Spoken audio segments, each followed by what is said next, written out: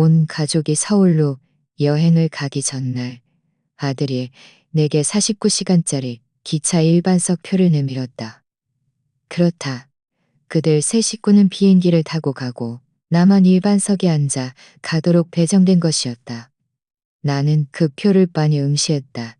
손가락은 미세하게 떨렸지만 마음속으로는 냉소를 흘렸다. 수십 년이었다. 허리띠 졸라매고 아껴 돈과 힘을 그들에게 쏟아부었는데 결국 돌아온 것이 이것이란 말인가? 그날 밤 나는 거에 눈을 붙이지 못했다. 많은 생각을 했다. 이러다 눈 감는 날까지 계속 참고 살아야 하는 걸까 하고.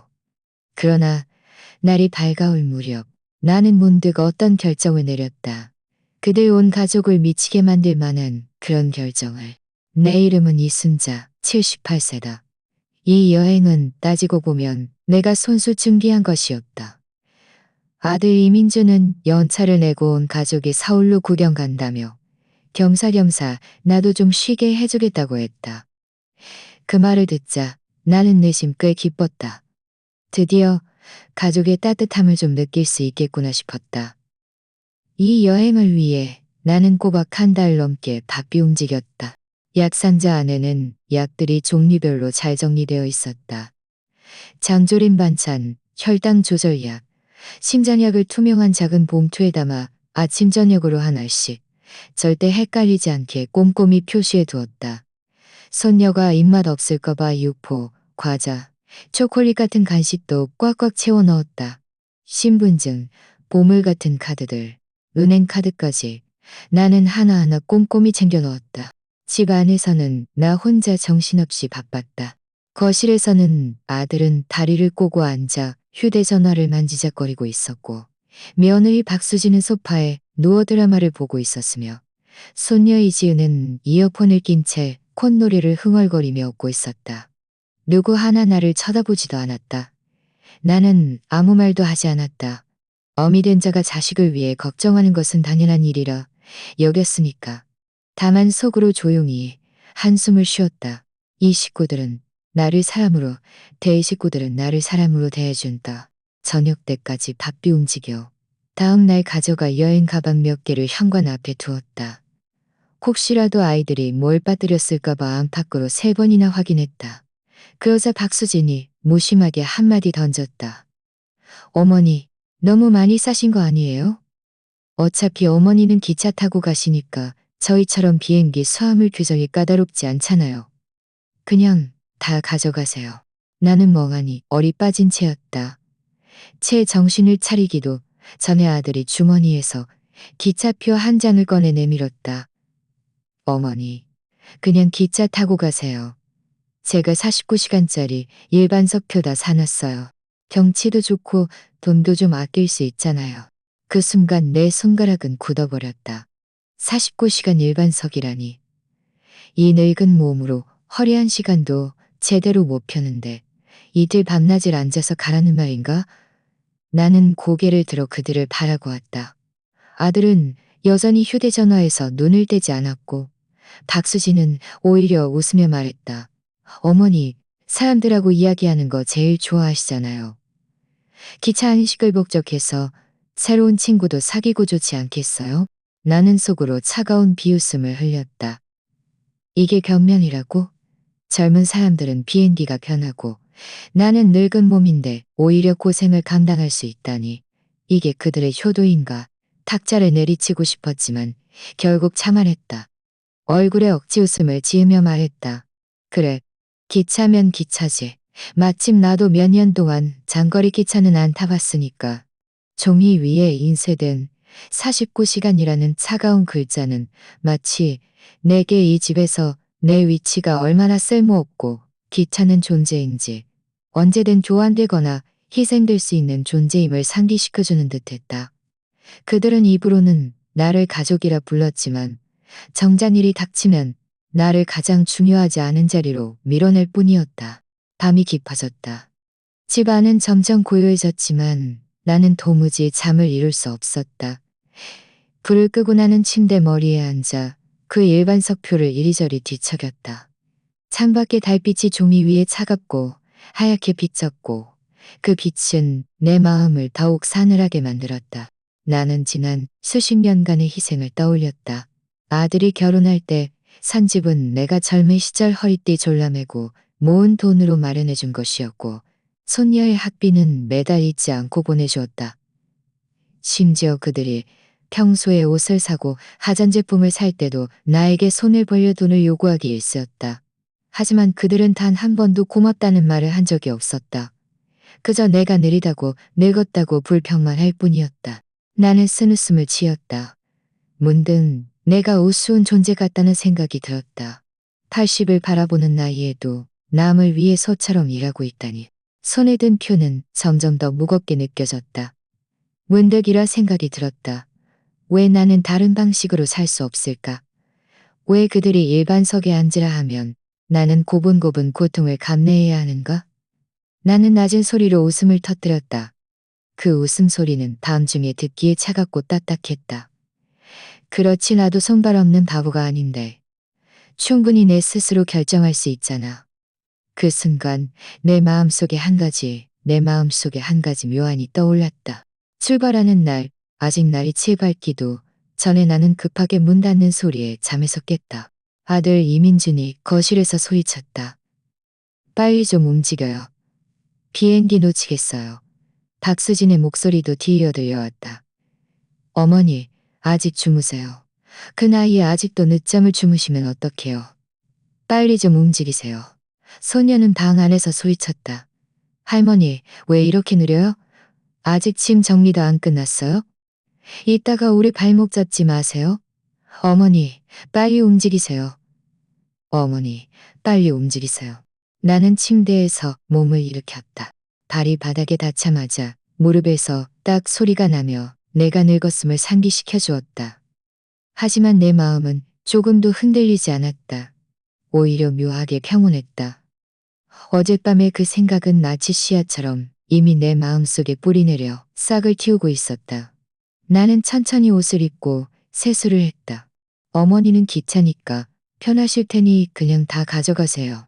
나는 사람을 깔아뭉갤 듯이 커다란 그 가방들을 보며 속으로 냉소를 흘렸다. 기차 일반석에서는 다리도 제대로 펴지 못하는데 나보고 저 8개의 큰 가방을 짊어지고 가라고? 정말 속 편한 계산이군. 나는 입꼬리를 올리며 그들보다 더 가볍게 웃었다. 걱정 마라. 내가 이 짐들 잘 챙겨갈 테니까. 내 한마디에 그들은 안심하고 당연하게 여겼다. 심지어 형식적인 인사조차 없었다. 저희 먼저 갈 테니 어머니는 늦지 마세요. 나는 고개를 끄덕였다. 시선은 창밖의 하늘로 향했다. 칙칙하고 회백색인 하늘은 마치 이 집에 머문 지난 세월의 내 처지를 그대로 보여주는 듯했다. 우리는 함께 집을 나섰다. 역에 도착하자 아들의 가족은 곧장 보안 검색대로 향했다. 여행 가방들은 내 발치로 밀쳐졌다. 어머니, 천천히 정리하세요. 저희 먼저 갈게요. 말을 마친 그들은 뒤도 돌아보지 않고 가버렸다. 나는 고개를 숙여 이 가방들을 내려다보았다. 무거운 가방들은 바닥을 짓누를 뿐 아니라 내 가슴까지 짓눌렀다. 하지만 다음 순간 나는 문득 이 모든 것들이 나와는 아무 상관이 없다고 느꼈다. 그들은 내 짐이 아니라 내가 모든 굴레에서 벗어날 가장 좋은 이유였다. 나는 가방들을 끌고 서비스 카운터로 갔다. 전화로 일요 폐기물 수거하는 청년을 불렀다. 그는 멍하니 나를 보며 물었다. 아주머니, 이렇게 새 가방들을 정말 버리시는 거예요? 나는 미소를 지으며 말했다. 필요 없어. 자네 쓸 수 있으면 쓰고 못 쓰면 처분해. 내가 부탁하는 셈 치고 해주게. 그는 머리를 긋적였다. 안에 다 옷이랑 화장품인데요. 새 것이나 다름없어요. 나는 손을 저었다. 다 남의 집 물건들이야. 가지고 있어봤자 소용없어. 돈은 내가 줄 테니 수고비로 생각해. 그가 가고 난 후 텅 빈 바닥은 나를 온몸이 가벼워지는 듯한 기분으로 만들었다. 그들의 짐을 대신 짊어진 것이 처음이었다. 이 일을 마치자 말로 표현할 수 없는 후련함이 밀려왔다. 마치 내 등 위에 있던 무거운 짐이 드디어 내려진 듯했다. 이어서 나는 휴대전화를 여러 평소 이용하던 예약했던 호텔방 몇 개를 모조리 취소했다. 가볍게 한번 누르자 거액의 돈이 순식간에 계좌로 환불되었다. 그 돈이 다시 내 이름으로 돌아온 것을 보자 나는 이제껏 느껴보지 못한 뿌듯함과 안도감을 느꼈다. 이어서 나는 습관처럼 잠금 버튼을 눌러 그들이 수년간 마구 써대던 은행카드를 완전히 정지시켰다. 이민준, 그들은 분명 상상도 못했을 것이다. 평생 네 어미가 너희를 위해 돈을 꺼내준 것이 아니라 직접 그 밸브를 잠가버릴 줄은. 나는 의자에 몸을 기댄 채 깊은 숨을 내쉬었다. 대합실에는 인파가 넘실거렸고 어느 항공편에 탑승이 임박했다는 안내방송이 계속 흘러나왔다. 아이들의 울음소리, 여행 가방 바퀴의 마찰음이 뒤섞여 들렸다. 모두가 큰 짐과 작은 짐을 들고 허둥지둥 탑승구로 향했지만 나만은 가벼운 발걸음으로 손에 작은 가방을 들고 있었다. 나는 그 사람들을 바라보며 문득 방관자 같은 느낌이 들었다. 수십 년 동안 나는 늘 떠밀이 들었다. 하지만 이 순간 나는 대합실 의자에 편안히 앉아 있었다. 내 발걸음이 누구에게도 재촉받을 필요가 없다고 느낀 것은 처음이었다. 나는 조용히 매표소로 향했다. 하지만 마음은 쿵쾅거렸다. 마치 나쁜 짓을 하는 어린 소녀처럼 신분증을 내밀 때 나는 목소리를 낮춰 말했다. 부산 가는 비행기표 한 장으로 바꿔주세요. 카드를 긁는 그 순간 내 손바닥에는 땀이 났다. 돈이 많지는 않았지만 그것은 내가 수년간 아껴 모은 비상금이었다. 혹시 모를 상황을 대비해 조심스럽게 모아뒀던 돈이었다. 이제야 나는 마침내 그 돈을 나 자신을 위해 쓸 용기가 생겼다. 늙으면 단 한 푼이라도 남에게 주기보다 나 자신을 위해 쓰는 것이 낫다. 표를 손에 쥐는 그 순간 나는 오랫동안 잊고 지냈던 자유를 느꼈다. 표면에 돌을 썩힌 부산이라는 글자가 마치 내게 윙크하는 듯했다. 매번 나는 늘 무시당하는 그림자가 마치 매번 내 시간은 모두 이 가족에게 바쳐졌다. 그들은 내가 어디 가고 싶은지, 뭘 먹고 싶은지, 하지만 이제 나는 처음으로 나 자신의 돈으로 나 자신을 위한 표를 샀다. 탑승 대합실은 사람들로 북적였다. 나는 한쪽 구석에 앉아 오가는 사람들을 지켜보았다. 휴대전화가 끊임없이 울렸다. 10대통의 부재중 전화는 모두 민준에게서 온 것이었다. 어머니, 어디세요? 탑승하셨어요? 어머니, 수화물 접수증 좀 보내주세요. 어머니, 수화물 접수증 좀 보내주세요. 비행기 이륙해요. 나는 화면을 봐니 빨리 움직이세요. 비행기 이륙해요. 나는 화면을 봐니 보다가 문득 웃음이 났다. 아주 작게 웃었지만 주변의 소란스러움을 모두 잤지만 휴대전화를 비행기 모드로 바꾼 후 천천히 길게 눌러 전원을 껐다. 화면이 검게 변하자 지난 수십 년간의 서러움의 종지부를 찍는 것 같았다. 휴대전화를 끄는 순간 나는 깊은 숨을 들이쉬었다. 가슴이 문득 가벼워졌다. 마치 창문이 열리고 바람이 쏟아져 들어오는 것 같았다. 멀지 않은 곳에서 탑승구 안내 방송이 흘러나왔다. 부산행 항공편 탑승을 시작합니다. 나는 작은 가방을 메고 평소보다 훨씬 더 단단한 발걸음으로 움직였다. 아무도 재촉하지 않았고 아무도 싫어하지 않았고 아무도 지시하지 않았다. 모든 발걸음은 내가 스스로 선택한 것이었다. 비행기 문에 다다라 나는 뒤를 돌아보며 탑승 대합실 한 구석을 다시 바라보았다.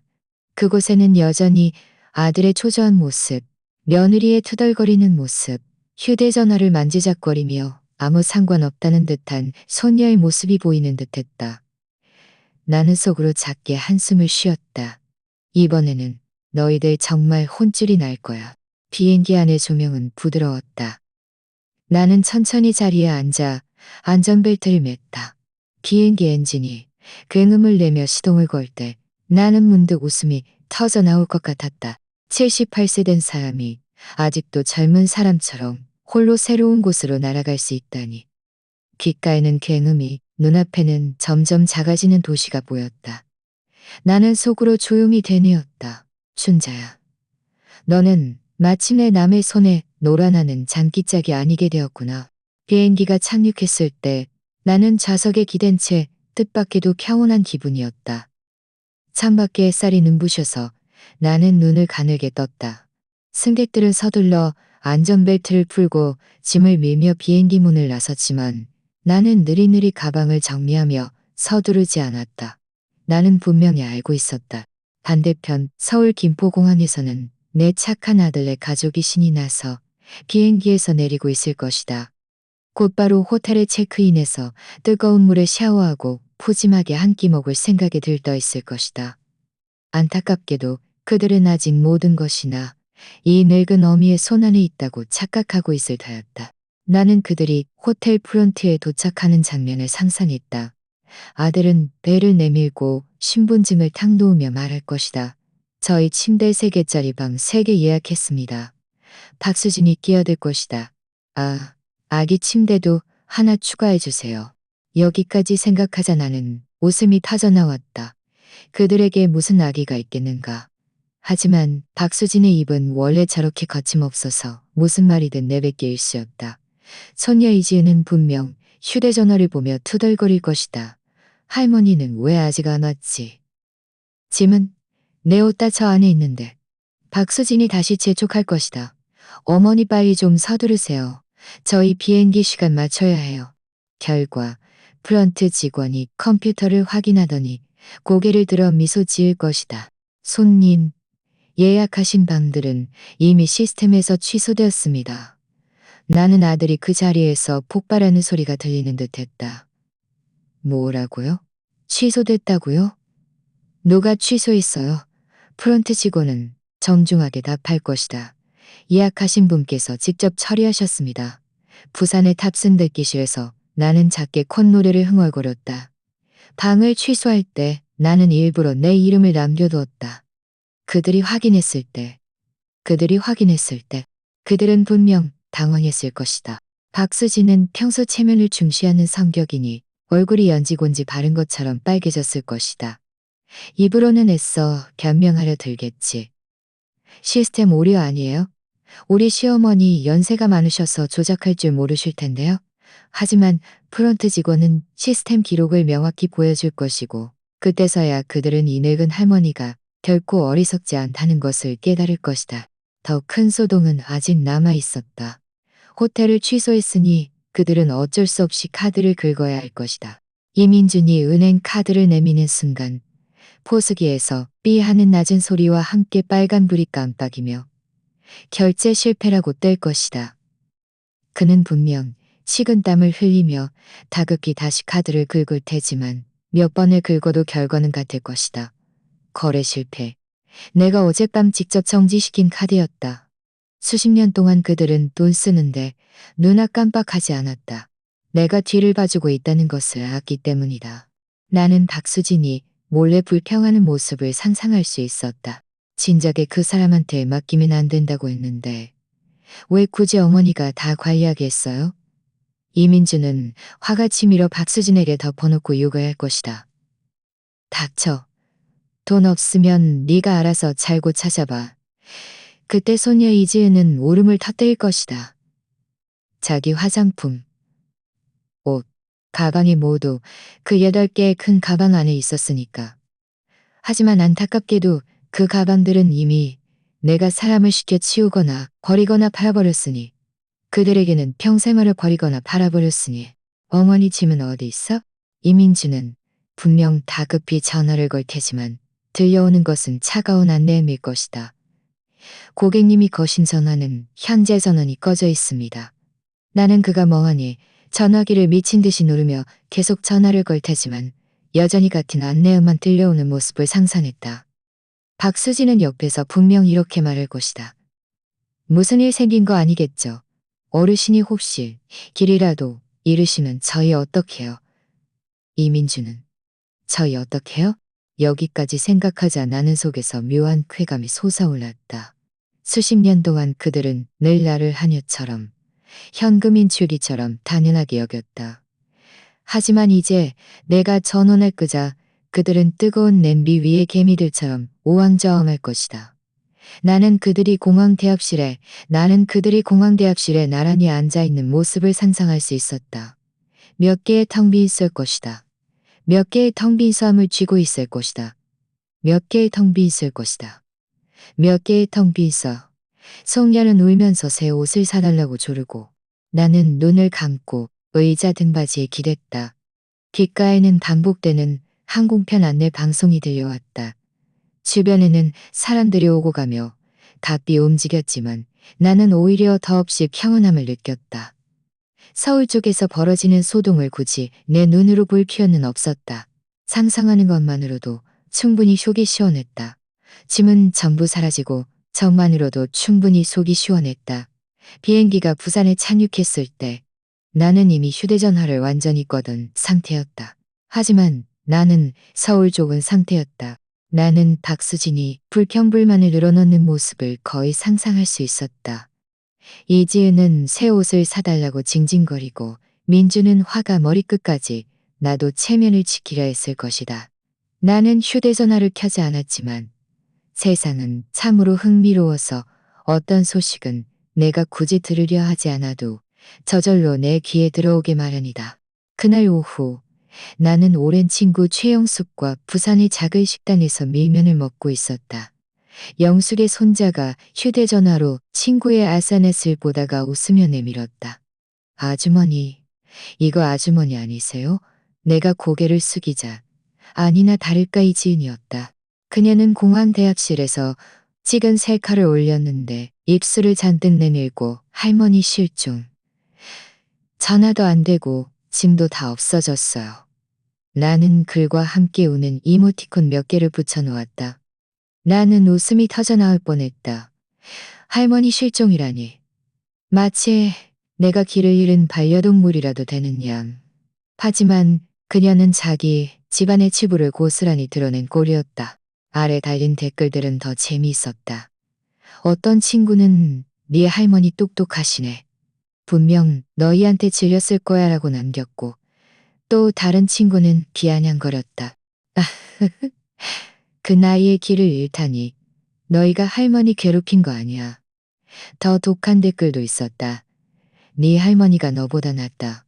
혼자서 너희보다 더 빨리 도망쳤네. 이지은은 분명 자기야 사내수 동정을 얻으려 했을 텐데 오히려 또래들에게 웃음거리가 되리라고는 생각지 못했을 것이다. 그녀는 다급히 답글을 달았다. 도녀는 다급히 답글을 달았다. 아니야. 우리 할머니 모시고 여할머니 모시고 여행 온 건데 갑자기 사라지신 거라고. 그러자 바로 누군가 반박했다. 나는 고개를 숙여 밀면을 한 모금 마시며 입가의 미소를 감추지 못했다. 어린아이들의 생각이 날카롭지만 말하는 내용이 전부 맞는 말이었다. 더욱 우스운 것은 얼마 지나지 않아 먼 친척들이 영숙의 손자에게 전화를 걸어 내 행방을 물었다는 것이다. 영숙의 손자가 다시 내게 다가와 말했다. 아주머니, 우리 가족 단톡방에서 아주머니가 서울에서 그들 버려두고 혼자 도망쳤다고 막 이야기해요. 나는 속으로 고개를 끄덕였다. 좋아. 소식이 내가 생각한 것보다 훨씬 빠르군. 친척들은 평소에는 냉담하게 방관하다가 내가 온 가족을 버리고 떠났다는 소식을 듣자마자 모두 혀를 차며 수군거렸다. 나는 그 장면을 거의 상상할 수 있었다. 이민주는 얼굴이 시퍼렇게 질리고 박수진은 식은땀을 흘리며 다급게 해명하려 들 것이다. 아니에요. 시스템 오류였어요. 비행기가 지연돼서. 하지만 그들이 해명할수록 사람들은 더 믿지 않을 것이다. 이른데 노인이 정말 길을 잃었다면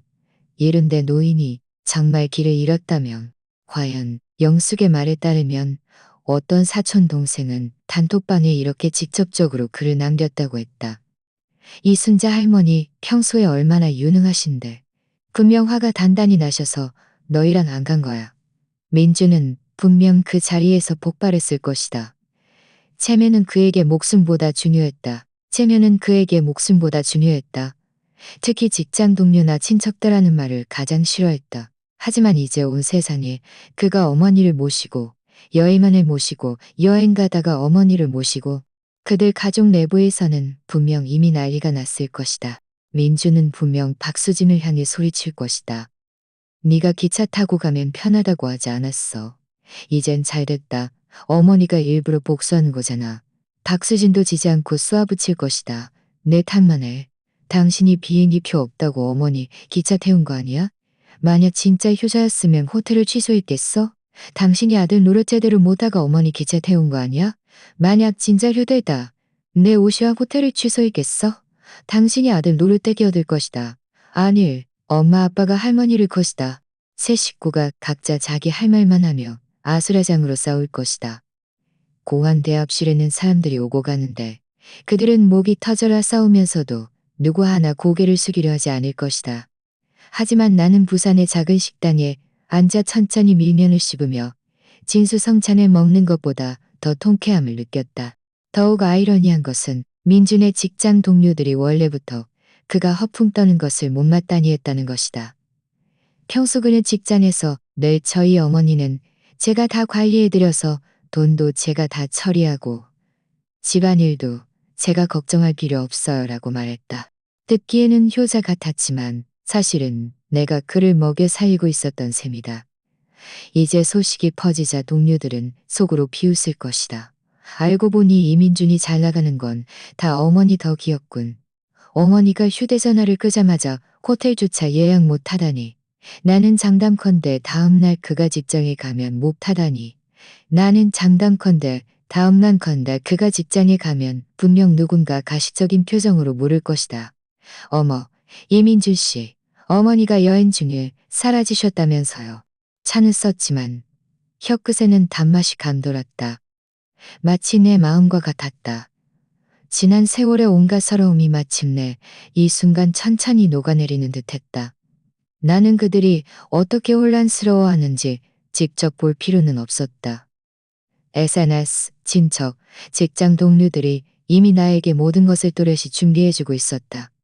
그들이 그토록 원하던 채는, 그들이 가장 두려워하던 뒷말이 이제 모두 그들 자신에게 쏟아졌다. 나는 작은 가방을 들고 공항을 나섰다.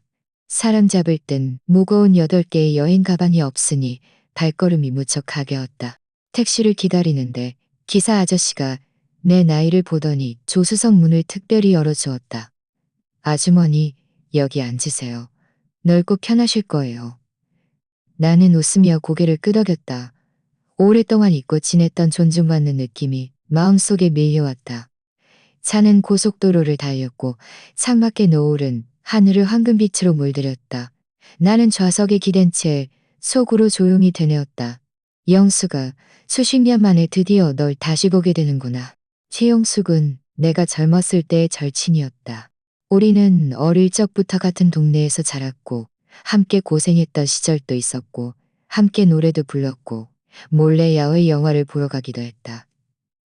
나중에 그녀의 남편이 일찍 세상을 떠나자 그녀는 오롯이 혼자 힘으로 가정을 꾸려 아이들을 키웠다. 그녀는 남에게 의지해봤자 소용없다며 여자는 스스로 강해져야 한다고 말했다. 그녀는 마음속에 그녀는 스스로 강해져야 한다고 말했다. 지난 세월 동안 우리는 연락이 뜸해졌다. 감정이 식어서가 아니야. 삶이 사람을 동안 우리는 연락이 뜸해졌다. 그것은 내 마음속의 등불이었다. 차가 구시가지로 접어들었다. 회색 벽돌로 지어진 낡은 건물들이 즐비했다.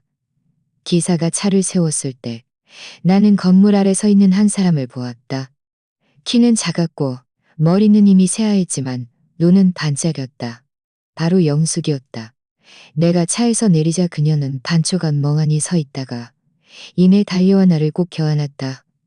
우리는 두 늙은 여자가 길거리에서 그렇게 서로를 껴안고 아무 말도 하지 않았다. 그저 눈물만 하다.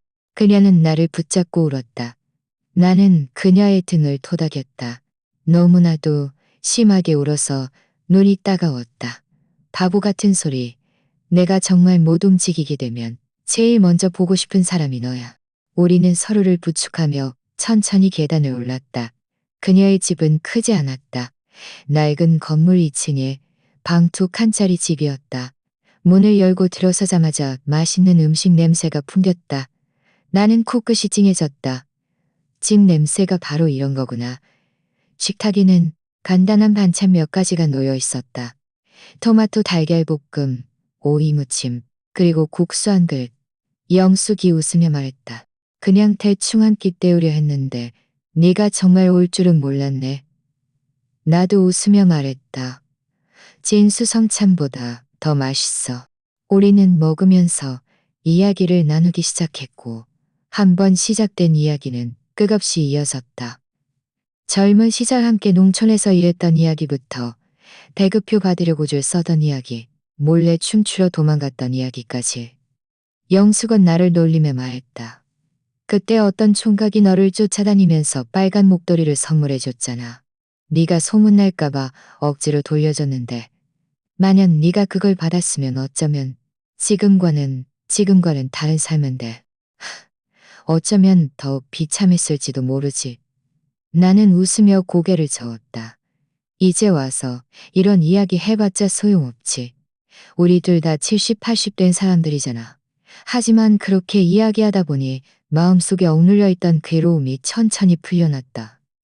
수십 년 동안 나는 아들 내 가족에게 질식할 것 같은 압박을 받으며 늘 내 가족에게 질식할 것 같으며 늘 내 가족에게 질식할 것 같으며 늘 내가 아무도 원치 않는 쓸모없는 존재라고 생각했다. 식사 후 우리는 베란다에 앉았다. 저녁 바람이 불어왔다. 영숙이 문득 말했다.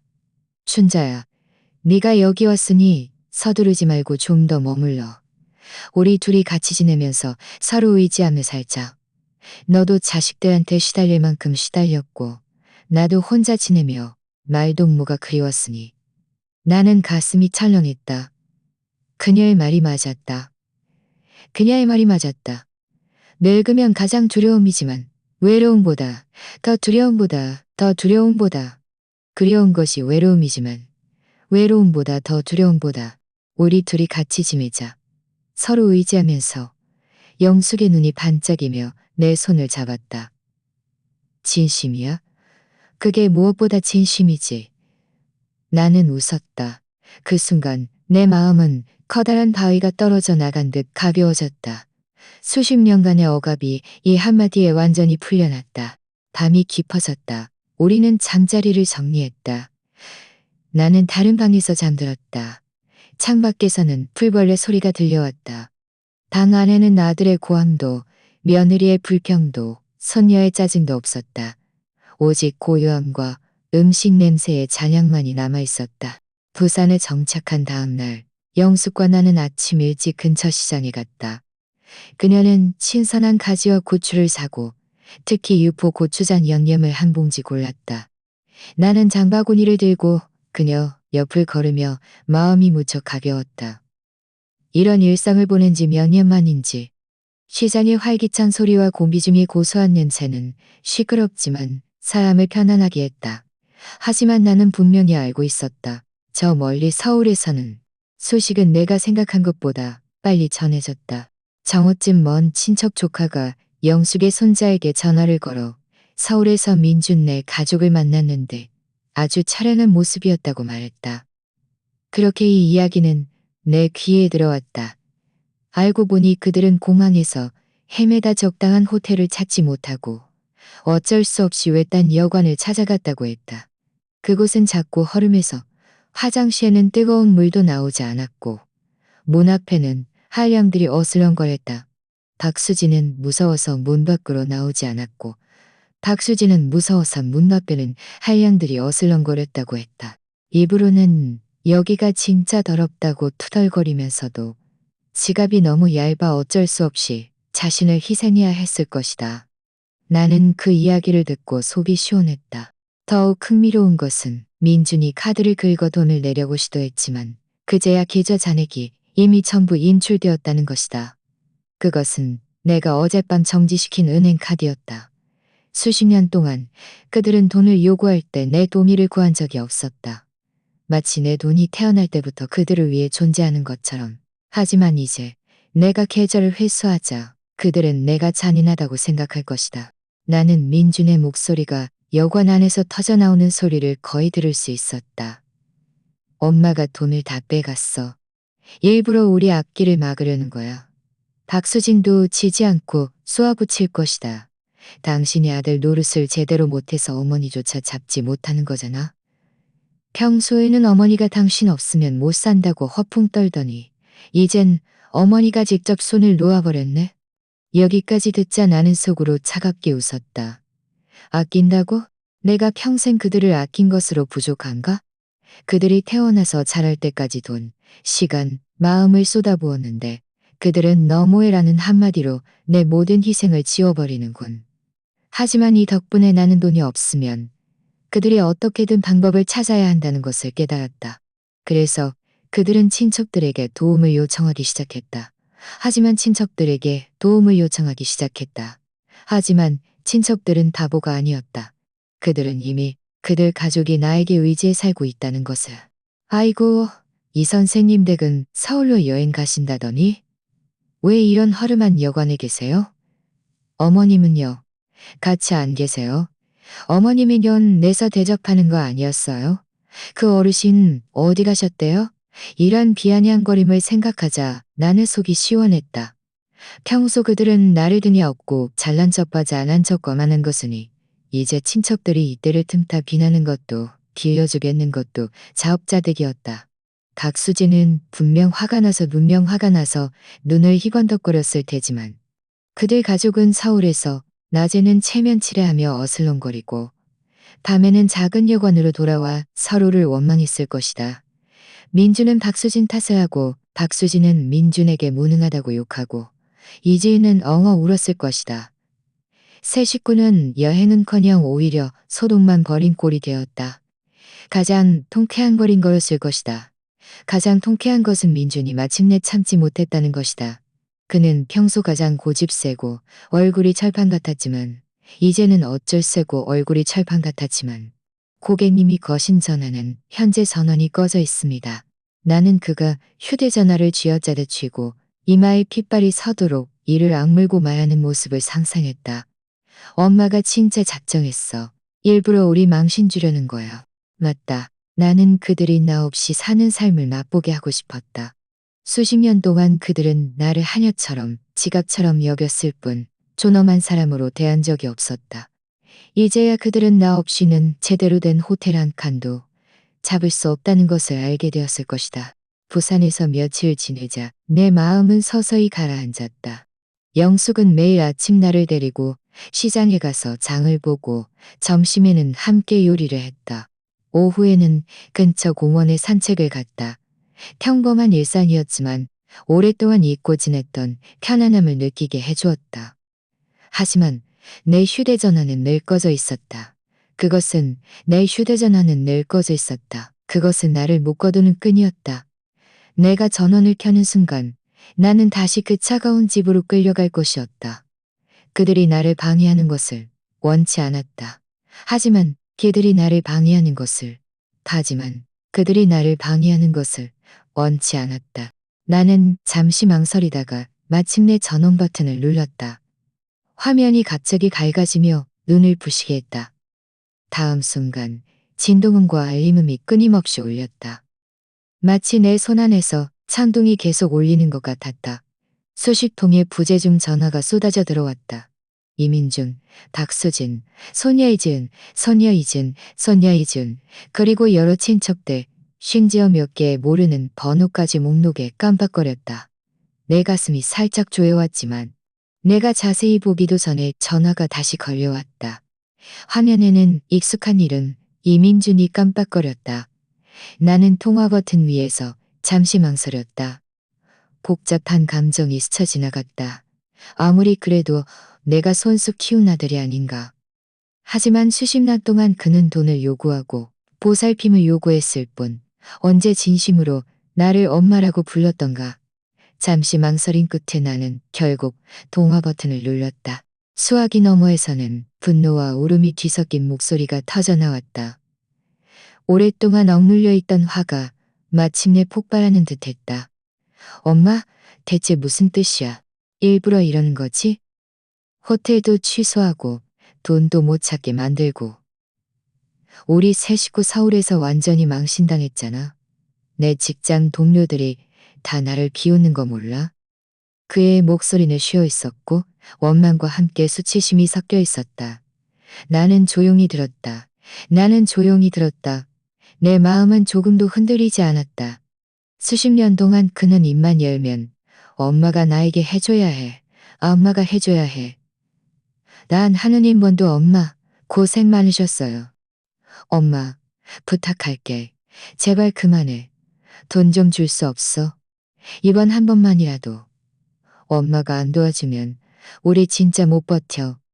그의 목소리에는 간청하는 듯한 어조가 있었지만 나는 그 뒤에 숨겨진 명령조를 분명히 들을 수 있었다. 그는 진심으로 간청하는 것이 아니라 나를 최후의 보루로 여기고 있었다. 마치 네가 안 도와주면 네 잘못이야. 난 하는 것처럼. 내 손가락은 휴대전화 가장자리를 살짝 스리를 살짝 쳐요. 민준아, 나는 담담하게 말했다. 마치 날씨 이야기를 하는 것처럼 평온한 어조였다. 나는 이제 늙었어. 돈은 내가 나 자신을 위해 쓸 거야. 너희는 스스로 해결해. 그 순간 수학이 너머는 침묵했다. 그는 내가 이런 말을 할 것이라고는 전혀 생각지 못했던 것 같았다. 수십 년 동안 나는 늘 묵묵히 참고 일해왔다. 그들은 이미 나에게 익숙해져 있었다. 오늘 내 한마디의 거절은 그들의 얼굴에 날린 따귀와 같았을 것이다.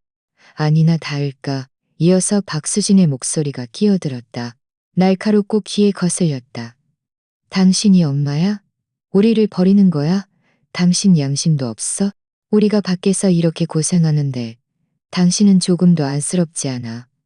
나는 웃음이 터져 나왔다. 그 웃음은 밤바람이 쇠창살을 스치는 것처럼 차가웠다. 양심? 네가 양심을 말해. 내 평생의 돈을 너희에게 다 바쳤어. 수십 년 동안 아끼고 아껴 먹고 마시고 너희 학비 대주고 심지어 너희 집 사고 차 살 때도 내가 돈을 댔어. 너희는 단 한 번이라도 나를 안쓰러워한 적이 있어? 수억이 넘어는 순식간에 혼란에 빠졌다. 이민주는 낮은 소리로 욕설을 내뱉었다. 마치 남들이 들을까봐 목소리를 낮추는 듯했다. 엄마가 어떻게 이럴 수 있어? 내가 직장에서 어떻게 얼굴 들고 다니라고? 박수진은 비면에 가까운 울음을 터뜨렸다. 이건 자식 다 끊어버리는 짓이야. 우리를 죽일 작정이야? 소녀 이지은은 옆에서 소리쳤다. 할머니, 빨리 돌아와. 나 입을 옷도 없어. 친구들이 다 나를 비웃어. 할머니는 정말 모질어. 한마디 한마디가 어처구니 없었다. 나는 의자에 기댄 채 잠시 조용히 들었다. 수학이 넘어 새 입은 서로 자기 할 말만 하며 시끄럽게 떠들어댔지만 단 한마디도 나를 진심으로 걱정하는 말은 없었다. 모두 체면, 돈, 옷, 화장품 이야기뿐이었다. 그들이 원하는 것은 내 안녕이 아니라 내 지갑이었다. 그만. 나는 천천히 입을 열었다. 하지만 내 목소리는 그들의 소란스러움을 압도했다. 너희가 싸우는 소리 더 이상 듣고 싶지 않아. 내 돈은 나 자신을 위해서만 쓸 거라고 말했어. 공기는 1초간 정지했다. 마치 바늘로 찔린 풍선처럼. 말이 끝나자마자 나는 망설임 없이 빨간 통화 종료 버튼을 눌렀다. 화면이 또 소리와 함께 어두워졌다. 내 숨소리만 남은 조용한 공간. 내 손은 살짝 떨렸지만 그것은 두려움 때문이 아니라 전례 없는 통쾌함 때문이었다. 수십 년 만에 처음으로 나는 그들의 목소리를 스스로 끊어냈다. 더 이상 그들에게 끌려다니지 않았다. 화면은 다시 조용해졌다. 불빛이 꺼지자 세상도 함께 고요해졌다. 내 손가락은 살짝 멈칫하다가 전원 버튼을 길게 눌러 완전히 휴대전화를 껐다. 어두운 화면에는 내 얼굴이 비쳤다. 주름이 자글자글했지만 그 위에는 통쾌한 미소가 떠올라 있었다. 이 미소는 우월감이 아니라 해방감이었다. 수십 년 만에 처음으로 나는 나 자신을 가장 중요한 자리에 두었다. 부산의 아침은 늘 서늘한 바람을 동반한다. 날이 막 밝아올 무렵 나는 영숙과 함께 집을 나섰다. 아파트 단지 옆에는 크지 않은 공원이 있었다. 나무들은 짙은 안개에 덮여 푸른 베일을 두른 듯했다. 공기 중에는 불내음과 멀리서 풍겨오는 아침 식사 노점의 고소한 냄새가 섞여 있어 유난히 상쾌했다. 우리는 각자 작은 나무 지팡이를 들고 걸으면서 바닥을 두드렸다. 돌길 위에 발을 내딛는 소리는 톡, 톡 하고 울리며 하루의 시작에 박자를 맞추는 듯했다. 영숙은 걷는 내내 웃으며 말했다. 춘자야, 네 기운 좀 봐. 내 이 늙은 탈가리보다 훨씬 낫다야. 나는 손을 저으며 웃었다. 놀리지 마. 내가 예전에는 하루도 아들네 가족에게 시달리지 않은 날이 없었어. 아침에는 아침밥 준비하고, 낮에는 집안일하고, 저녁에는 그들 뒷바라지해야 했지. 언제 이렇게 한가롭게 산책할 여유가 있었겠어? 이제는 뭐, 한 발짝 한 발짝 내딛는 게 다 가벼울 뿐이지. 이야기를 나누며 우리는 공원 공터에 있는 벤치에 앉았다. 안개는 아직 완전히 걷히지 않았고 주변 나뭇잎에는 이슬이 맺혀 희미한 빛을 반사하고 있었다. 주변에도 적지 않은 노인들이 있었다. 어떤 이는 태극권을 하는데 동작이 유연하고 힘찼고 어떤 이는 팔을 휘두르며 숫자를 세고 있었다. 몇몇 할로를 보며 웃었다. 몇몇 할머니들은 모여 앉아 운동하면서 집안 이야기를 나누고 있었다. 한 할머니가 우리가 한 할머니가 네, 저희는 피 한 방울 안 섞였지만 친자매보다 더 친해요. 친자매도 이렇게 오래 속마음을 털어놓고 이야기하기는 쉽지 않을걸요. 이 생각을 하자 내 가슴은 따뜻해졌다. 마치 지난 세월의 모든 서러움이 바람에 날려 사라진 듯했다. 오전이 되자 우리는 광장 댄스팀으로 갔다. 영숙은 원래부터 열정적인 회원이라 길을 잘 알았다. 그녀는 동작 하나하나에 힘을 실어 능숙하게 춤을 추었다. 나는 그녀 뒤에서 따라 배웠다. 처음에는 손발이 따로 놀아 내 발을 밟을 뻔해서 옆 사람들이 웃었지만 나는 전혀 민망하지 않았다. 오히려 더 크게 웃었다. 음악이 흘러나올 때 내 마음속에 문득 뜨거운 기운이 솟아올랐다. 수십 년 만에 이렇게 춤을 춰보는 것이었다. 발걸음을 리듬을 타고 팔은 활짝 펼쳐졌다. 마치 젊은 시절로 돌아간 듯, 마치 내가 예전에 꽃무늬 블라우스를 입고 라디오에 맞춰 춤추던 그 소녀가 된 듯했다. 춤을 한 곡 추자 몇몇 젊은 총각과 아가씨들이 다가와 칭찬했다. 할머니들 정말 정정하시네요. 저희보다 더 유연하세요. 나는 입이 귀에 걸리도록 웃었다. 숨 쉬는 것조차 기쁨으로 가득했다. 말은 그렇게 하지만 마음속은 무척 따뜻했다. 칭찬을 받은 것은 내가 누구에게 돈을 줘서도 누구를 위해 걱정해서도 아니었다. 나 자신 때문이었다. 내가 스스로 빛을 발하고 나 자신 때문에 사람들에게 보여지고 사랑받을 수 있다는 것을 깨달은 순간이었다. 그때 나는 비로소 살아있음을 느꼈다. 며칠 후 영숙이 문득 제안했다. 춘자야, 우리 여행사 단체 여행으로 경주 불국사 한번 갈까? 나도 예전부터 다시 가보고 싶었는데 기회가 없었어. 나는 두말할 것 없이 좋지. 라고 답했다.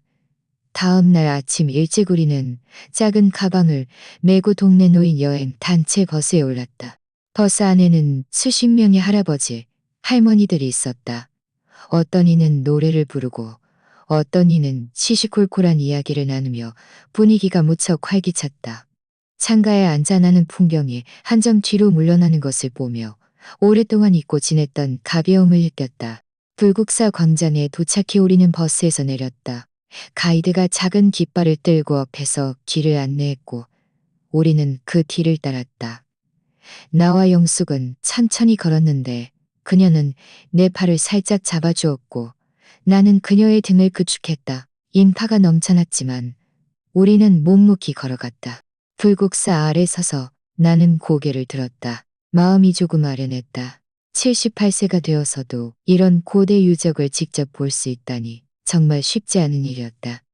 햇살이 탑 사이로 비스듬히 쏟아져 내리며 시간을 환하게 비추었다. 내 마음속에 문득 서글픈 감정이 밀려왔다. 수십 년 동안 나는 나가서 걷고 싶은 생각을 하지 않은 것이 아니었다. 하지만 매번 가족들의 어머니는 아무데도 가족들이 없어요. 우리는 어리석게 탑을 오르지 않았다. 대신 광장 옆 벤치에 앉아 음악에 맞춰 오르내리는 분수를 보았다. 울줄기는 햇살 아래 무지개 빛을 반사했고 몇몇 아이들이 옆에서 뛰어다니며 맑은 웃음소리를 냈다. 나는 그것을 보며 마음속이 따뜻해졌다.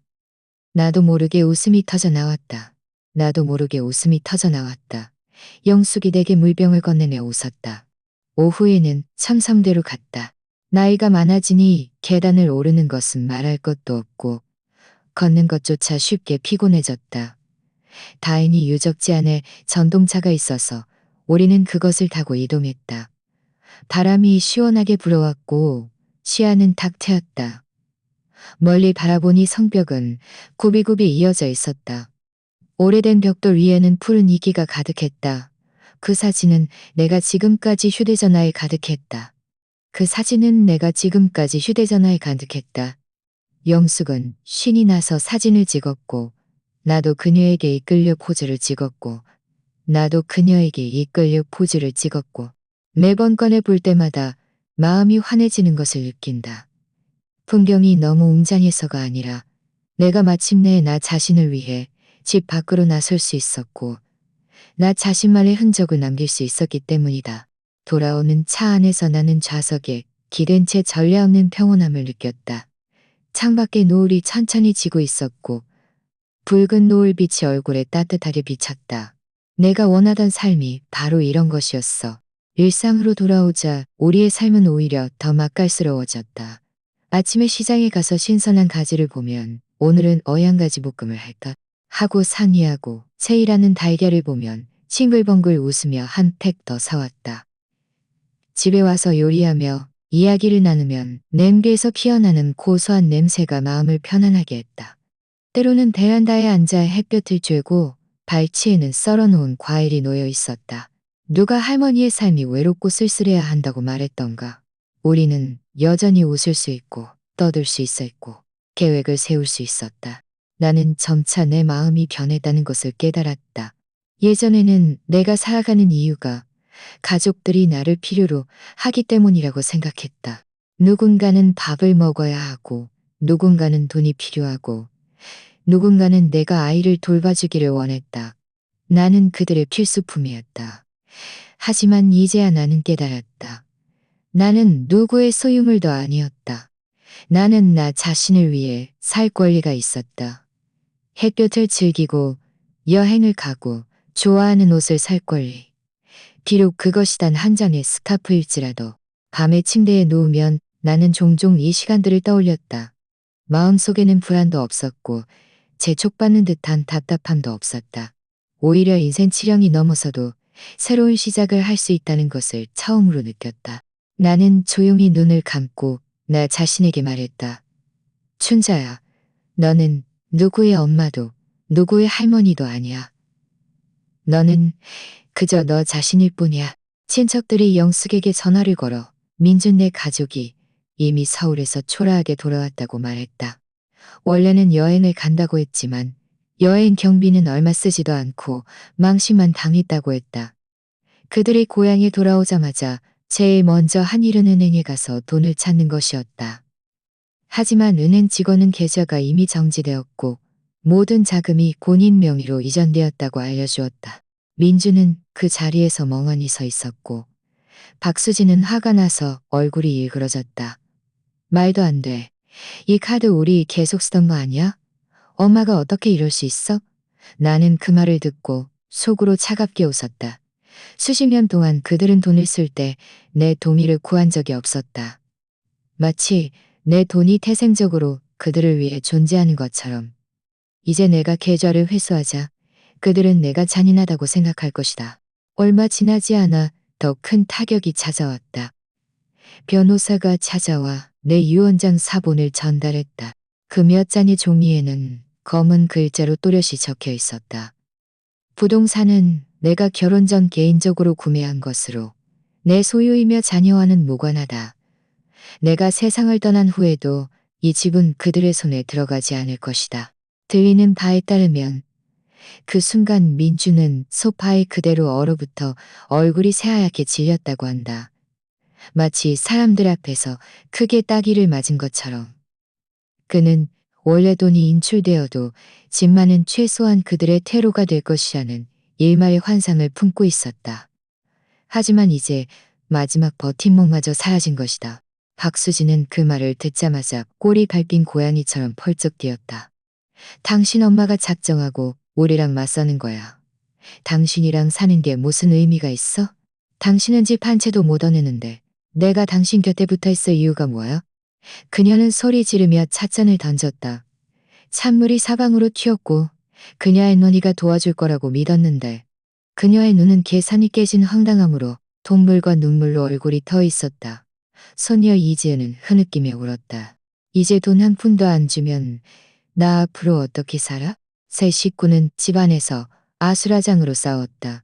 소리가 너무 커서 옆집에서도 들릴 정도였다. 평소 그들은 밖에서는 행복한 가족처럼 깔끔하게 꾸몄지만 지금은 완전히 가면을 벗어던졌다. 알고 보니 그들의 소위 간결은 모두 내 돈을 중심으로 돌아가고 있었을 뿐이었다. 돈이 없어지고 집마저 사라지자 그들은 즉시 돌변하여 서로를 탓하기 시작했다. 박수진은 민준을 향해 소리쳤다. 아빠 무능해서 내가 친구들 앞에서 고개도 못 들게 됐어. 민준은 화가 나서 얼굴이 시뻘개져 그들 둘에게 소리쳤다. 너희는 내가 쉽다고 생각해? 모든 압박이 다 나한테 쏟아지고 있어. 내가 제일 비참하다고. 집안은 난장판이 되었지만 싸움은 싸움이고 현실은 눈앞에 놓여 있었다. 은행 카드는 텅 비었고 집은 그들의 몫이 아니었다. 그들이 어디서 다시 일어설 수 있겠는가? 더욱 보기 흉한 것은 동네 이웃들이 이 모든 것을 눈으로 보고 입으로 비웃었다는 것이다. 어떤 이는 그들 앞에서 피아냥거렸다. 아이고, 서울로 여행 가신다더니 왜 하루만 여관에 돌아왔대? 이선자 할머니 없으니까 아무것도 못하네. 또 어떤 이는 고개를 저으며 차갑게 웃었다. 보아하니 그 할머니 없이는 못 사나 보네. 할머니가 휴대전화 끄니까 온 가족이 해체되는구먼. 이런 소문은 칼날보다 더 날카로웠다. 민주는 체면을 칼날보다 더 날카로웠다. 민주는 체면을 다 털리지 않지라고 말했고 돈이랑 중시하는데 사람들이 이렇게 찔러대니 땅속으로라도 숨고 싶었을 것이다. 너희가 어머니 등에 업혀 살더니 결국 이렇게 됐지라고 비웃었다. 이런 이야기들이 내 귀에 전해지자 마치 시원한 바람이 불어오는 듯 내 마음이 후련해졌다. 그날 나는 부산의 베란다에 앉아 있었다. 햇살이 따뜻하게 내 무릎에 비쳤다. 영숙이 사과를 깎아 내게 건네주며 들려온 소식들을 이야기해 주었다. 나는 다 듣고 난 후 웃음이 터져 나왔다. 수십 년 동안 그들의 눈에 나는 그저 끊임없이 희생하는 늙은 엄마일 뿐이었다. 마치 태생적으로 그들을 위해 봉사하고 돈을 대주고 걱정해야 하는 존재처럼. 이제 내가 돈을 회수하고 집을 내 소유로 하자.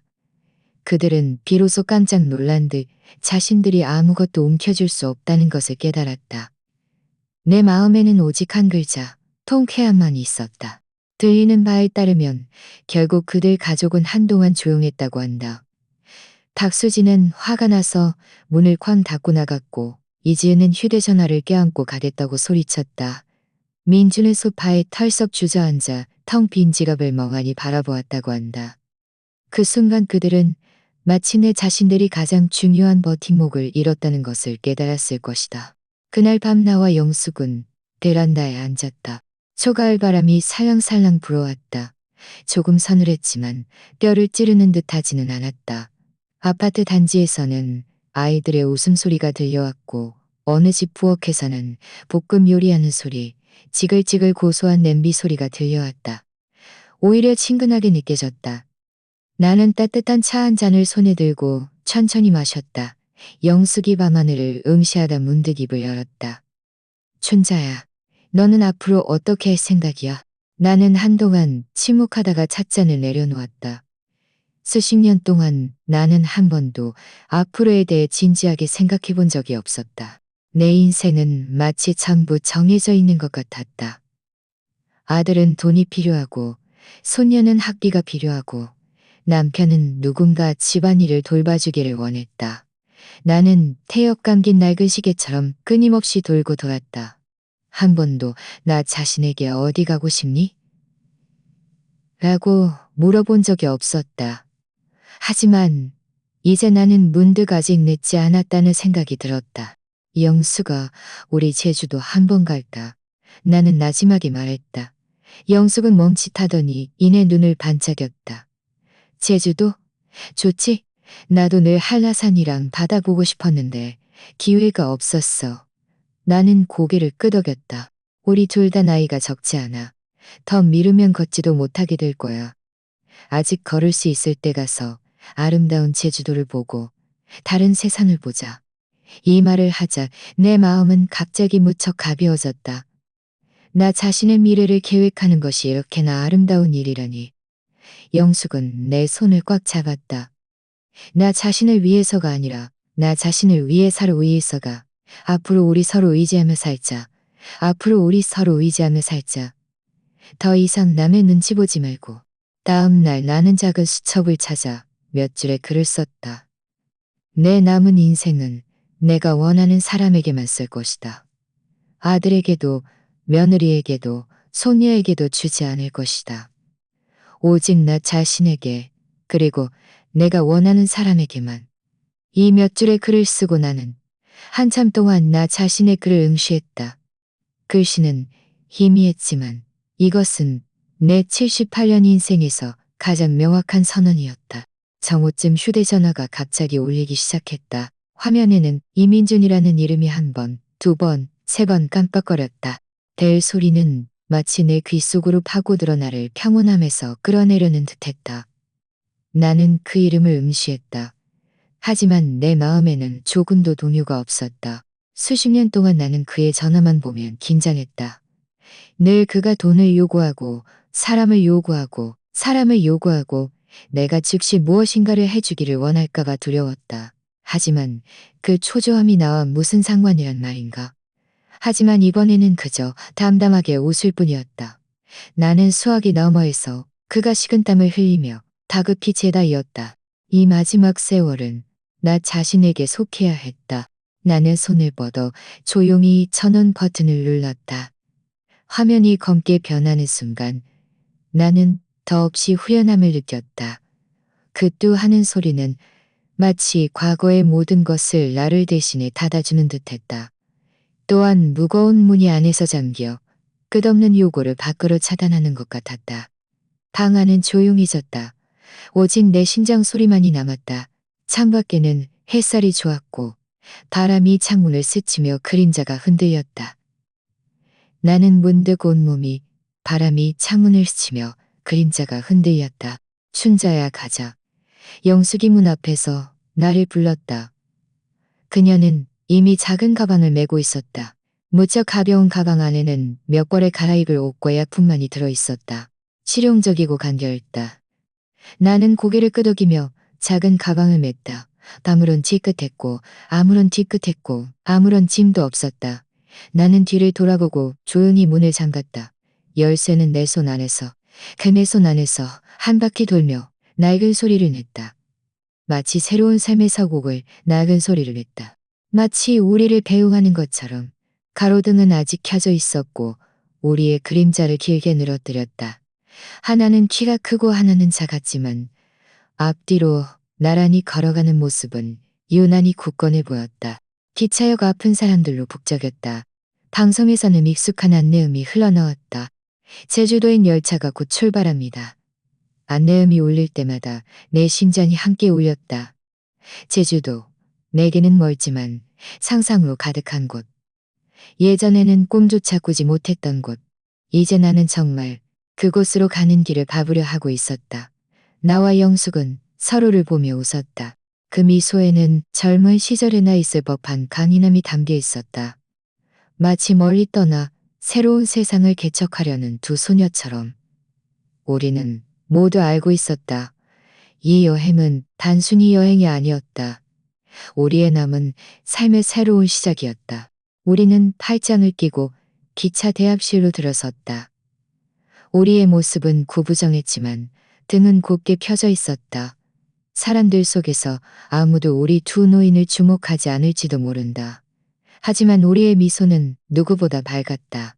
나는 속으로 조용히 말했다. 춘자야, 너의 이번 생은 헛살지 않았어. 이순자의 이야기는 여기까지다. 생각해보면 그녀의 삶은 정말 쉽지 않았다. 젊은 시절 허리띠를 졸라매고 아들을 키웠고 집안의 크고 작은 일을 도맡아 했다. 늙어서는 아들네 가족에게 현금 인출기와 무료하녀 취급을 받았다.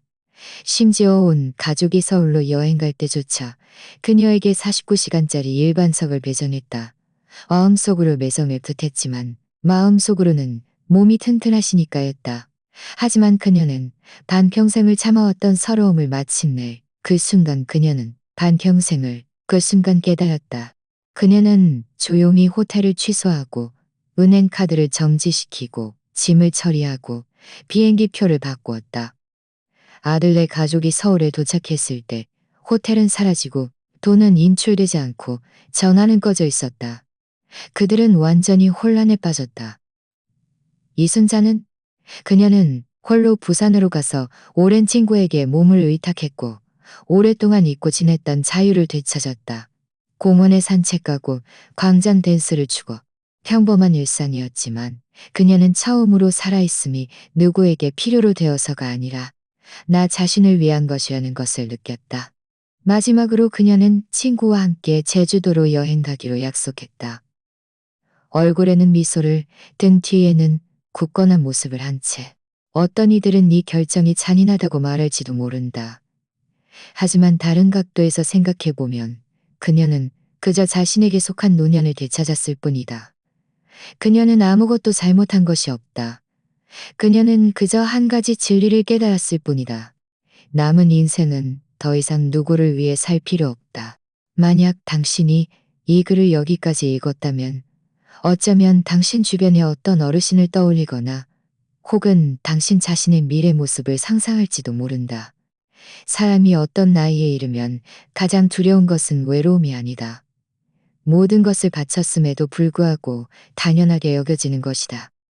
이순자의 이야기는 우리에게 노년에도 여전히 선택할 수 있고 아름답게 살 수 있다는 것을 알려준다. 이번 이야기는 여기까지입니다. 여러분은 저희 5,000 구독자 목표를 달성하는데 몇 번째로 도움을 주실 분이 될까요? 지금 바로 구독해주세요. 채널의 성장을 함께 지켜봐 주시기를 진심으로 초대하며 저의 이야기가 여러분께 작은 깨달음을 주기를 바랍니다. 다음 이야기에 다시 만나요. 본 채널의 이야기는 사회뉴스, 시청자 투고 및 댓글 공유 등 실제 사건을 각색한 것입니다. 내용에 대한 의견이나 제안이 있으시면 댓글로 토론하거나 여러분의 이야기를 들려주세요. 어쩌면 당신이 다음 이야기의 주인공이 될지도 모릅니다.